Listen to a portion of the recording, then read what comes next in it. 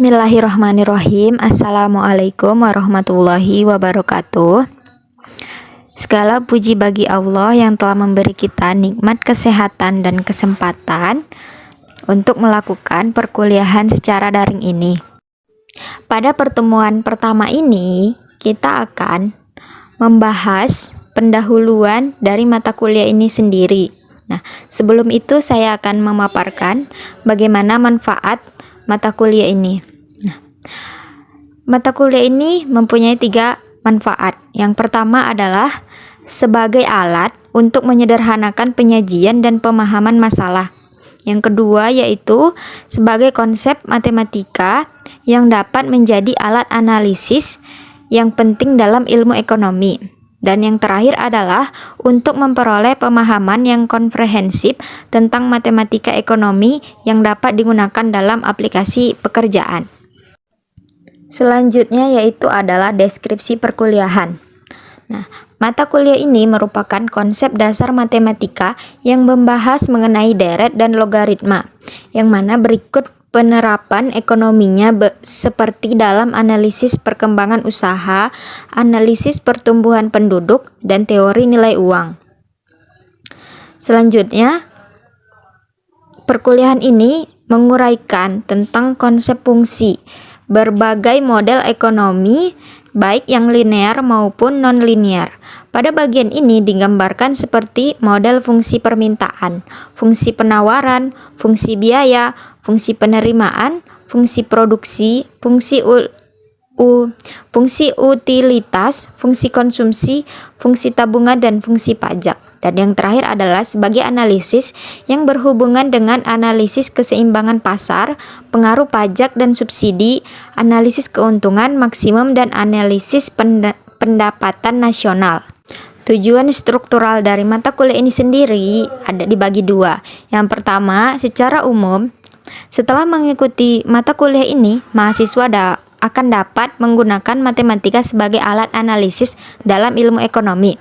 Nah, yang secara khusus, setelah mengikuti mata kuliah ini, mahasiswa akan memahami peranan matematika dalam ilmu ekonomi. Selanjutnya yaitu adalah referensi. Nah, untuk memahami mata kuliah ini, kalian bisa menjadikan buku-buku ini sebagai referensi. Nah, bisa dilihat sendiri buku-bukunya, judul-judul bukunya di PPT. Pokok bahasan dalam mata kuliah ini dibagi menjadi beberapa bagian. Yang pertama yaitu adalah bagian pendahuluan.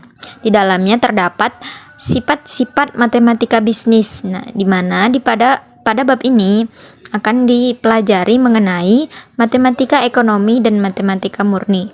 Apa perbedaannya dan bagaimana strukturnya. Selanjutnya yaitu teori ekonomi, matematika ekonomi, ekonometrika, dan statistik ekonomi. Bagian 2 adalah matematika keuangan, yang mana di dalamnya terdapat deret, yaitu deret hitung dan deret ukur. Selanjutnya, penerapan deret dalam ekonomi, yang mana ada 3 model. Yang pertama, model perkembangan usaha. Kedua, model bunga majemuk atau compound interest. Yang ketiga adalah model pertumbuhan ekonomi. Bagian ketiga yaitu adalah hubungan fungsional. Nah, yang pertama, fungsi. Di sini akan dijelaskan mengenai pengertian dan unsur-unsur fungsi, jenis-jenis fungsi, penggambaran fungsi linear, dan penggambaran fungsi non-linear. Yang selanjutnya yaitu adalah fungsi linear, di mana di dalamnya akan menentukan persamaan linear, hubungan 2 garis, dan pencarian akar-akar persamaan linear. Selanjutnya yaitu adalah penerapan fungsi linear dalam ekonomi. Nah, di dalamnya terdapat beberapa poin. Poin pertama yaitu fungsi permintaan, fungsi penawaran, dan keseimbangan pasar satu macam produk. Poin kedua, pengaruh pajak, di mana di dalamnya akan dibahas mengenai spesifik terhadap keseimbangan pasar. Yang ketiga, pengaruh pajak, yaitu proporsional terhadap keseimbangan pasar. Yang keempat, pengaruh subsidi terhadap keseimbangan pasar. Yang kelima, keseimbangan pasar kasus dua macam produk. Dan yang keenam, fungsi biaya dan penerimaan. Serta yang terakhir adalah analisis pulang pokok atau break-even point. Bab selanjutnya yaitu adalah fungsi nonlinear. Nah, di sini terdapat 2 poin, yaitu pertama poin fungsi kuadrat. Di dalamnya terdapat lingkaran, elips, hiperbola, dan parabola. Yang selanjutnya yaitu fungsi kubik. Di bab selanjutnya terdapat penerapan fungsi nonlinear. Nah, di dalamnya terdapat beberapa poin. Yang pertama adalah poin permintaan, fungsi penawaran, dan keseimbangan pasar. Selanjutnya, fungsi biaya, fungsi penerimaan, keuntungan, kerugian, dan pulang pokok. Fungsi utilitas, fungsi produksi, kurva, dan terakhir yaitu adalah kurva transformasi produk. Nah, selanjutnya yang di bab selanjutnya itu terdapat diferensial fungsi sederhana. Terdapat 2 poin, yaitu kaidah-kaidah diferensial dan fungsi antara fungsi dan derivatifnya. Selanjutnya ada penerapan diferensial fungsi sederhana. Terdapat elastisitas, biaya marginal, penerimaan marginal, utilitas marginal, dan produk marginal. Nah, selanjutnya yaitu diferensial fungsi majemuk. Terdapat diferensial parsial, derivatif dan derivatif parsial, dan yang terakhir nilai ekstrem. Nah, untuk pembahasan terakhir itu terdapat penerapan diferensial fungsi majemuk, yang mana terdapat dua poin, yaitu permintaan marginal dan elastisitas permintaan parsial, serta selanjutnya yaitu adalah perusahaan dengan 2 macam produk dan biaya produksi gabungan. Pada pertemuan kali ini, sebagai awal kita akan membahas mengenai pendahuluan, yaitu mengenai matematika ekonomi dan matematika murni. Seperti yang diketahui bahwa matematika murni adalah sebagai dasar untuk mempelajari matematika terapan, yang mana topiknya terdapat deret, fungsi, kalkulus, dan matriks. Penggunaan simbol dalam matematika murni terdapat huruf X, Y, Z. Nah, simbol variabel matematika, sedangkan simbol variabel matematika ekonomi adalah price atau harga, cost, biaya, quantity, jumlah, saving, tabungan, dan investment atau investasi dan lain sebagainya. Selanjutnya sumbu harga atau bisa diinisialkan dengan huruf P. Pada matematika murni, sumbu horizontal.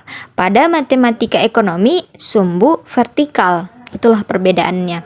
Dan yang terakhir adalah nilai-nilai variabel pada matematika ekonomi diasumsikan sebagai atau selalu bernilai positif.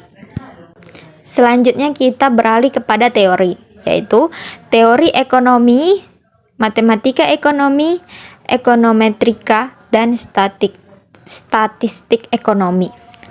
Yang pertama yaitu teori ekonomi. Nah, teori ekonomi biasanya dinyatakan dalam bentuk kualitatif, tidak memberikan suatu ukuran numerik atau angka. Nah, itulah sifatnya. Adapun contohnya seperti yang mana telah tertulis, yaitu menyatakan hubungan variabel harga dan jumlah barang yang diminta adalah negatif. Sedangkan teori matematika ekonomi mempunyai sifat seperti menyederhanakan teori ekonomi yang bersifat kualitatif menjadi kuantitatif. Selanjutnya, hubungan dalam bentuk matematis berupa fungsi, example-nya quality sama dengan F dalam kurung price. Dalam berupa persamaan linear, quality sama dengan A dikurang B price.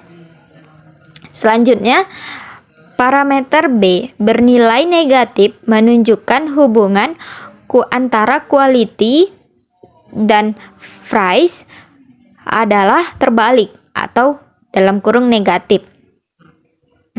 Teori selanjutnya adalah ekonometrika, yang mana di dalamnya bersifat menafsirkan nilai parameter-parameter mengikuti teori ekonomi yang ada dan menggunakan operasi serta aturan-aturan matematika ekonomi. Selanjutnya yaitu menafsirkan atau penafsiran nilai-nilai parameter membutuhkan data untuk diolah. Nah, yang terakhir adalah teori statistik ekonomi, di mana di dalamnya terdapat pengumpulan, pemrosesan, dan penyajian data ekonomi dalam bentuk tabel atau grafik atau atas dasar pengetahuan matematika ekonomi. Sekian untuk pertemuan kali ini, dan semoga kita akan bisa melanjutkan materi selanjutnya di pertemuan kedua. Wabillahi taufik wal hidayah. Wassalamualaikum warahmatullahi wabarakatuh.